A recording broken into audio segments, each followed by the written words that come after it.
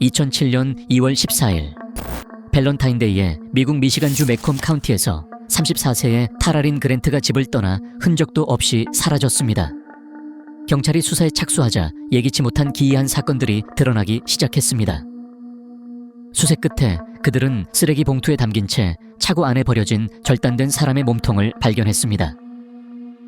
이어서 공원의 눈 아래에 묻힌 머리 부분도 찾아냈습니다. 많은 의문이 제기되었고 이것이 타라린 그랜트의 시신인지 여부에 대한 의문도 생겼습니다. 타라린 그랜트는 1972년 6월 28일 미국 미시간주에서 태어났습니다. 그녀는 부모님과 여동생과 함께 농장에서 어린 시절 대부분을 보냈습니다. 타라는 승마와 부모님을 도와 농장의 동물을 돌보는 등 야외 활동을 즐겼습니다. 학교에서는 타라는 매우 활동적이었으며 음악밴드, 응원단, 농구팀에 참여했습니다. 고등학교를 졸업한 후 타라는 미시간 대학교에 입학하여 스티븐 그랜트라는 남자와 만나 결혼했습니다. 타라는 경영학 학위를 취득한 후 곧 가정을 꾸렸습니다. 타라는 대기업에 취직했으며 스티븐은 주 상원의원의 보좌관으로 일한 후 정계에 진출할 계획을 세웠습니다. 그러나 상원의원이 은퇴하면서 스티븐은 직장을 잃었고 그의 아버지가 소유한 작은 공구 제작 가게에서 일하기 시작했습니다. 결혼 후 4년이 지나 부부는 딸을 낳았고 몇 년 후에는 아들을 얻었습니다.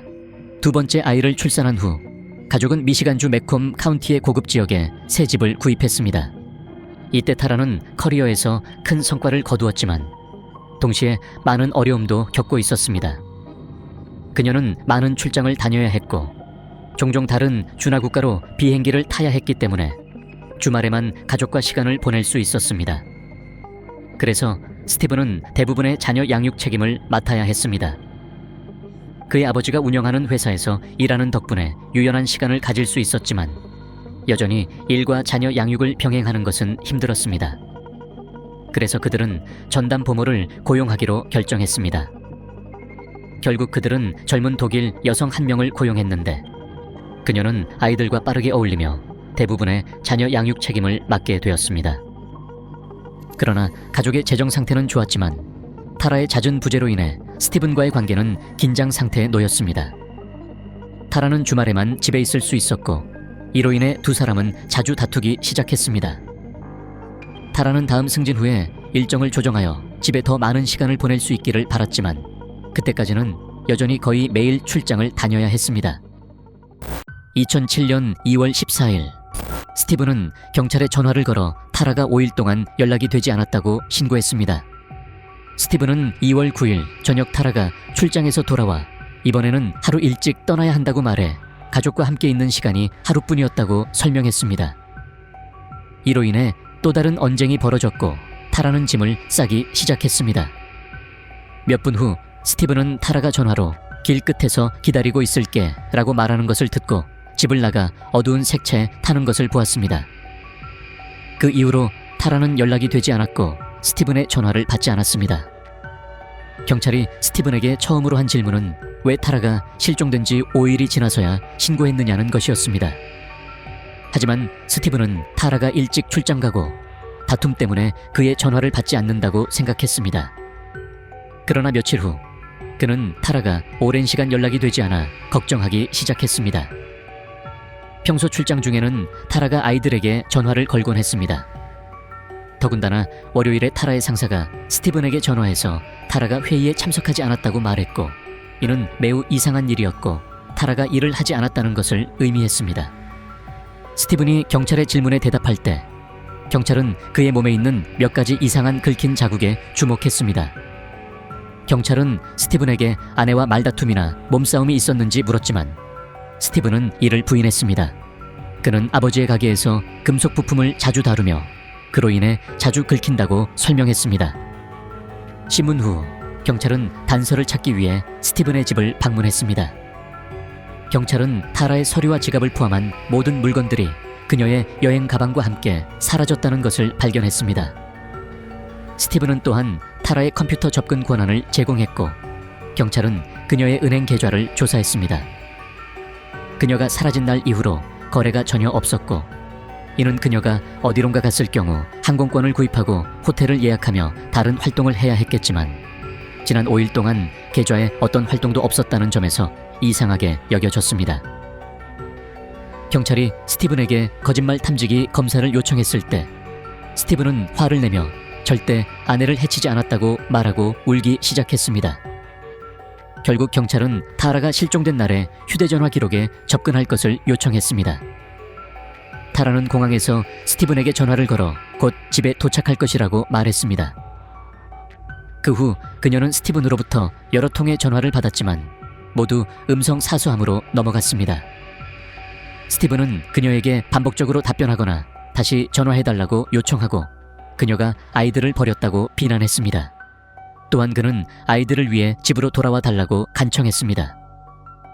타라의 전화는 꺼져 있었고 이동통신사 데이터를 기반으로 마지막으로 연결된 기지국은 그녀가 실종된 날 저녁 타라의 집 근처에 있었습니다. 하지만 이상하게도 스티븐 외에 다른 누구에게서도 전화를 받지 않았습니다. 스티븐은 타라가 집을 떠나기 전에 누군가가 그녀에게 전화를 걸었다고 언급했지만 이는 기록에 나타나지 않았습니다. 수사가 교착 상태에 빠지자 경찰은 스티븐과 타라가 고용한 보모회사에 연락하기로 결정했습니다. 정보에 따르면 그들이 독일 출신의 여성을 고용하기 전에 총 6명의 보모가 있었지만 아무도 오래 머물지 않았습니다. 경찰은 그들과 대화했고 대부분은 스티븐의 행동이 이상할 뿐만 아니라 무섭다고 말했습니다. 그들은 스티븐이 자신의 물건을 뒤지고 민감한 질문을 하며 자주 소리를 질렀다고 했습니다. 경찰은 독일인 보모가 스티븐을 전혀 다르게 묘사하는 것을 이상하게 여겼습니다. 경찰은 그녀의 이메일과 전화를 감시할 수 있는 허가를 요청했습니다. 경찰은 그녀와 스티븐 사이의 메시지를 발견했으며 이들이 불륜 관계에 있었다는 사실을 밝혀냈습니다. 19세의 이 소녀는 타라가 출장 중일 때 스티븐과 밀회를 가졌습니다. 그러나 불륜이 스티븐의 타라 실종과의 관련성을 증명하지는 못했습니다. 수사는 며칠 동안 계속되었지만 아무런 성과가 없었습니다. 2월 28일 한 지역 주민이 경찰에 전화를 걸었습니다. 그녀는 공원에서 산책하던 중 길가 나무 아래에서 이상한 것을 발견했습니다. 비닐봉지가 나뭇가지와 눈으로 덮여 있었습니다. 봉지는 분명히 무언가로 가득 차 있었고 여성은 더 자세히 조사하기로 결심했습니다. 비닐봉지를 들여다보니 고무장갑과 금속 조각 같은 것이 보였고 아래에는 짙은 빨간색의 무언가가 있었습니다. 그녀는 봉지를 가져가 경찰에 넘기기로 결정했습니다. 경찰은 즉시 비닐봉지가 발견된 지역에 수색 노력을 집중했습니다. 이후 그들은 스티븐의 집을 수색하기 시작했습니다. 차고에 도착했을 때 조사관들은 내부에 여러 개의 비닐봉지가 들어있는 큰 파란색 통에 주목했습니다. 그들은 하나의 봉지를 열었고 알 수 없는 물질과 여성의 옷을 발견했습니다. 또 다른 봉지를 열었을 때 안에는 잘게 잘린 고기 조각이 있었습니다. 총 5개의 봉지가 통 안에 있었고 조사관들은 이들이 실제로 여성의 신체 부위임을 빠르게 확인했습니다. 경찰은 타라의 시신을 발견했고 스티븐이 살인자임을 알게 되었습니다. 그러나 스티븐이 도주했기 때문에 경찰은 즉시 그의 추적에 나섰습니다. 경찰은 스티븐이 감옥에 가야 한다는 사실을 알고 있어 그가 다른 사람에게 해를 끼칠 수 있다는 우려를 갖고 있었습니다. 한편 경찰은 타라의 시신 일부만이 차고에서 발견되었기 때문에 공원에서의 수색을 지원하기 위해 추가 인력을 소집했습니다. 100명 이상의 경찰이 동원되었고 그들의 노력은 곧 결실을 맺었습니다. 비닐봉지가 발견된 곳에서 몇백 미터 떨어진 곳에서 그들은 다른 신체 부위를 발견했고 이후에는 머리도 발견했습니다. 차가운 온도로 인해 나머지 신체 부위는 잘 보존되어 있었고 이를 통해 조사관들은 이들이 타라의 것임을 확인할 수 있었습니다. 이틀 후 스티븐이 그의 여동생 그리엠에게 전화를 건 것을 추적한 경찰은 미시간 북부의 와일드너스 주립공원에서 225마일 떨어진 곳에서 용의자를 발견했습니다. 스티븐은 자살할 목적으로 여동생 집에서 술과 약을 가져갔습니다. 그는 공원으로 운전해가서 옷을 벗고 밤새 영하의 기온 속에서 지냈습니다. 체포된 후 그는 저천증 치료를 위해 헬리콥터로 페토스키에 있는 북미시간 병원으로 이송되었습니다.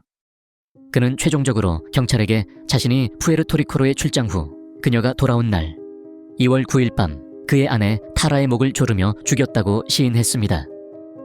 그는 두고 있는 사람과 너무 많은 시간을 보낸다고 비난하며 논쟁 후에 그녀를 살해했다고 주장했습니다. 그 후 스티븐은 그의 아버지의 공구점과 금형 공장에서 그녀의 시신을 훼손했습니다. 그는 그녀의 뼈를 스토니 크리크 지하철 공원 인근의 셸비 타운에 버리기 위해 시체를 가져갔습니다. 그러나 경찰이 공원을 수색하려고 한다는 것을 알고 스티븐은 다시 돌아가 그의 아내의 시신 일부를 줍고 그들을 그의 차고에 검은색 플라스틱 쓰레기 봉투에 숨겼습니다. 스티븐은 이 작업을 할 때 2번 구토했다고 언급했지만 그래도 만일 이 일을 하지 않았다면 평생 감옥에 갇혔을 것이라고 자신에게 말했습니다. 2007년 12월 21일에 배심원단은 스티븐에 대해 유죄로 합의하였고 그는 최소 50년의 징역형을 선고받았습니다.